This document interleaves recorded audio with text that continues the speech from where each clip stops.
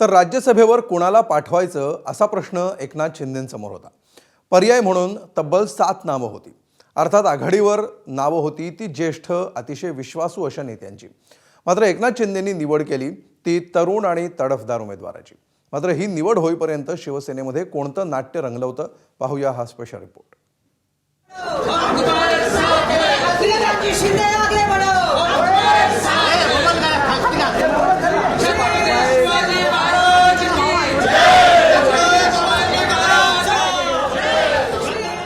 Doctor ज्योती वाघमारे यांनी राज्यसभेचा उमेदवारी अर्ज भरल्यानंतर शिवसेनेनं विधिमंडळाच्या पायऱ्यांवर केलेला हा जल्लोष।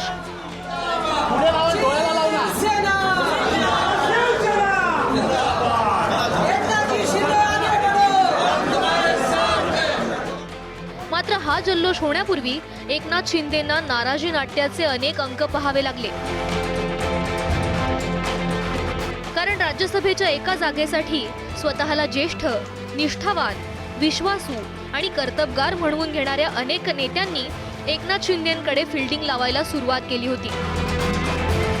राज्यसभेच्या उमेदवारीसाठी एकनाथ शिंदेंकडे आस लावून बसलेल्यांच्या यादीत सर्वात पहिलं नाव होतं ते आनंद अडसूळ। खरं तर अडसूळांना वेध लागले होते ते राज्यपालांच्या खुर्चीचे। मात्र राज्यपालांच्या खुर्चीनं 10 वेळा हुलकावणी दिल्यानंतर आनंद अडसूळांनी राज्यसभेचं स्वप्न पाहायला सुरुवात केली। याआधी सुद्धा आश्वासन तुम्हाला दिलं होतं की राज्यपाल पदाचं आश्वासन अगदी वरून अमित शहांपासून सगळ्यांनी दिलेलं आहे। 2 वर्ष पूर्ण झाली, 10 राज्यपाल नियुक्त झाले, परंतु माझा नंबर लागलेला नाही। आता मी त्यांना शेवटी ही ऑफर दिली होती की राज्यपाल सोडा, पण तुमच्या कोट्यातून कमीत कमी मला राज्यसभा तरी द्या। काय मागणी नव्हती। प्रत्येक वेळी हो हो म्हटलं जातं आणि काही केलं जात नाही। आम्हाला अनुभव आहे तो, ते देणार नाही, दिलेलं नाही, देणारही नाही। नाराजी व्यक्त करताना आनंद अडसूळांमध्ये दडलेल्या पित्यानं लेकराच्या राजकीय भवितव्याबद्दल चिंता बोलून दाखवली। ती नाराजी आहे का नाही असणार? ज्याने आपलं उभं आयुष्य पार्लमेंटमध्ये 5 वेळा मी निवडून आलेलं आहे, 6 वेळा संसदरत्न पुरस्कार मला मिळालेला आहे आणि मी तर अशी भूमिका ठेवली की माझ्यापेक्षा माझा मुलगा 45 वर्षाचा आहे, आमदार राहिलेला आहे आणि जेटमध्ये सिनियर पायलट राहिलेला आहे। आता इव्हन माननीय शिंदेसाहेबांनी त्याला राष्ट्रीय सचिव केलेलं आहे, अनेक राज्यामध्ये शिवसेना पोहोचवलेली आहे, पण त्याचा विचार तरी करायला हरकत नव्हती। काही झालं तर बॉस इज ऑलवेज राईट हे वैश्विक सत्य मान्य करण्याशिवाय अडसूळांकडे काही पर्याय उरलेला दिसत नाहीये। ज्योती वाघमारे नाव आज आम्ही ऐकतो, म्हणजे आज त्यांना देणार हे आत्ता शेवटच्या क्षणाला आम्हाला कळलं।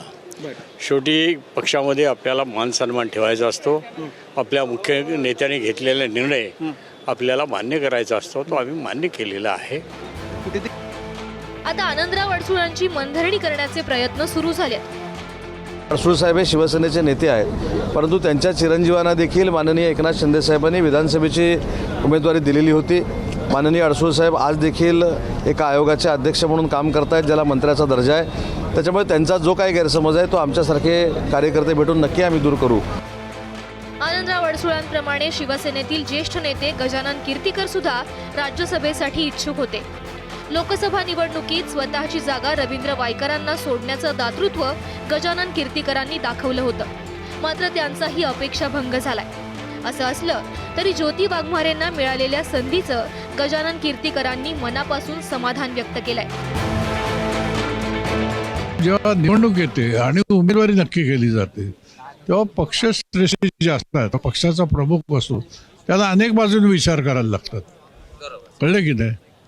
मला समजा उमेदवारी दिली किंवा राहुल शेवाळेला दिली तर ती नैसर्गिक निर्णय झाला असता, पण त्या सगळ्या गोष्टीवरती पार करून एक बहुजन समाजाची सुशिक्षित महिला तिला उमेदवारी देणं हा एक फार मोठा निर्णय एकनाथ शिंदे साहेबांनी घेतला आहे। त्याचा चांगला संदेश महाराष्ट्रभर जाईल।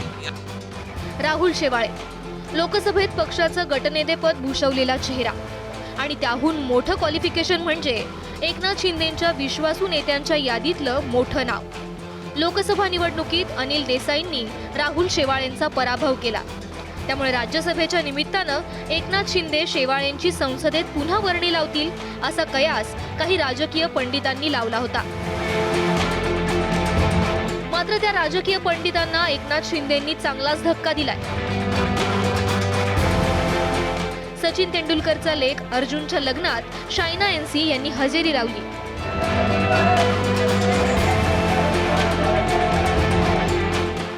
अर्जुन आणि सानियाला आशीर्वाद देण्यासाठी मुख्यमंत्री देवेंद्र फडणवीस आणि उपमुख्यमंत्री एकनाथ शिंदेही आले होते. लग्न मंडपातून उपमुख्यमंत्री एकनाथ शिंदेंचा ताफा निघाल्यानंतर शायना एनसींची झालेली धावपळ माध्यमांच्या कॅमेऱ्यानं टिपली.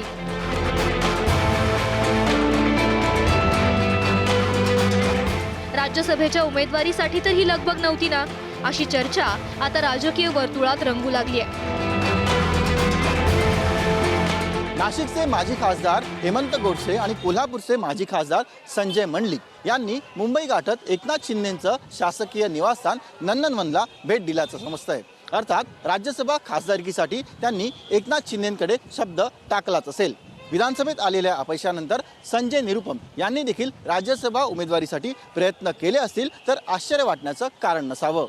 ह्या सगळ्या गोष्टी ज्या आहेत त्या इन कॅमेरा झालेल्या सगळ्या होत असतात, चर्चा होत असतात. शिंदे साहेबांवर काही स्वतःची मनातले काही खतखत असते ते व्यक्त करत असतात आणि शिंदे साहेब हे सर्वांना सांभाळून घेतात. असं कधीही झालेलं नाही.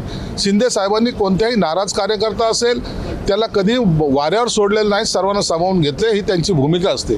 म्हणून शिंदे साहेबांवर विश्वास ठेवून सर्वजण आम्ही काम करतोय आणि म्हणून त्यांची सुद्धा नाराजी दूर केली जाईल. गजानन कीर्तीकर आणि आनंदराव अडसुळांसारखे ज्येष्ठ चेहरे असो किंवा राहुल शेवाळे, शायना एनसी आणि संजय निरुपमांसारखे मोठे दावेदार, यापैकी एकाला उमेदवारी दिली असती तर साहजिकच दुसऱ्याची नाराजी ओढवून घ्यावी लागली असती. मात्र एकनाथ शिंदेंनी मास्टर स्ट्रोक खेळत डॉक्टर ज्योती वाघमारेंच्या गळ्यात राज्यसभेच्या उमेदवारीची माळ घातली. सूरज सावंतसह वेदांत नेप, एबीपी माझा, मुंबई. एबीपी माझा, उघडा डोळे बघा नीट.